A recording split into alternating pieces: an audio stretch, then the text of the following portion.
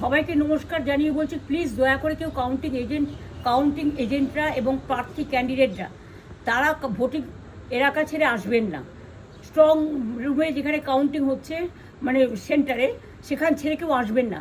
এটা বিজেপির প্ল্যান।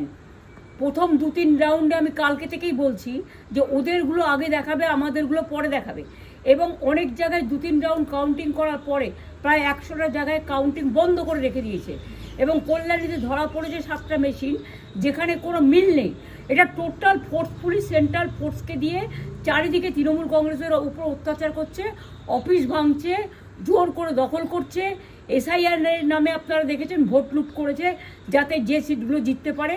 কিন্তু এখনও এমন 70টা সিট আছে, 100টা সিট আছে যেগুলো আমরা এগিয়ে আছি, সেগুলো বলছে না। টোটালটাই মিথ্যে নিউজ খাওয়াচ্ছে। আগে ডিআইসিও এই খবরগুলো দিত, কিন্তু তাকে কালকে চেঞ্জ করে দেওয়া হয়েছে। টোটালটাই ইলেকশন কমিশন নিজের ইচ্ছে মতো খেলছে, এবং সাথে কেন্দ্রীয় বাহিনীকে নিয়ে। এবং আমাদের পুলিশরা টোটাল মাথা নত করে কেন্দ্রীয় বাহিনীর আন্ডারে কাজ করছে। সুতরাং আমি আমাদের কাউন্টিং এজেন্টদের, আমাদের সমস্ত পার্টির কর্মীদের বলবো, অত মন খারাপ করার কারণ নেই। আমি বলেছিলাম সূর্যাস্তের পরে আপনারা জিতবেন।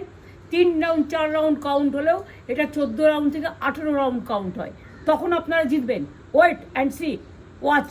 আমরা সবাই আপনাদের সাথে আছি, আপনারা কেউ ভয় পাবেন না, নিশ্চিন্তে থাকুন। আমরা বাঘের বাচ্চার মতো লড়াই করে যাব।